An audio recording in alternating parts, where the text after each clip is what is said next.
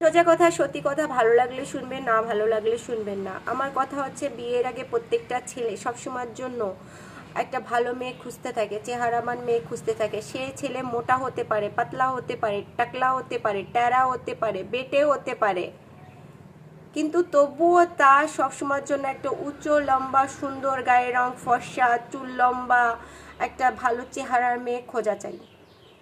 ভাই কেন সবসময়ের জন্য তোমরা যদি ভালো ভালো চেহারার মেয়েগুলোকে বিয়ে করো, তা যে মেয়েগুলো একটু দেখতে কালো বা একটু দেখতে বোচা খোঁচা, তাদের কি বিয়ে হবে না? দেখা যাচ্ছে কি যে মেয়ে কালো হচ্ছে, একটু বোচা হচ্ছে, তার ভিতরে অনেক গুণ আছে, তবুও তারা ভালো ছেলে দেখে বিয়ে করতে পারছে না তোমাদের মতো লোকের কারণে। কেন করো তোমরা এরকম? যে যেরকম সেরকম দেখে বিয়ে করো না, তাহলে তো কোনো সমস্যাই হয় না। এমনও তো ছেলে আছে বেকার হচ্ছে, তারও একটা সুন্দর দেখতে বউ চাই।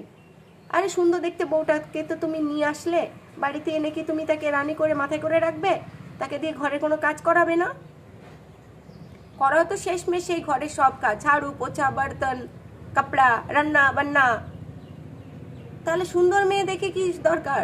সুন্দর হোক অসুন্দর হোক, একটা ভালো মেয়ে হলেই তো হলো। একটা ডিমান্ড থাকে কেন মেয়েদের?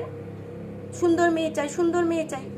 কেন অসুন্দর মেয়েরা কোনো সুন্দরের ভিতরে পড়ে না, কোনো কাজ করতে জানে না, যে সুন্দর মেয়েই চাই তোমাদের?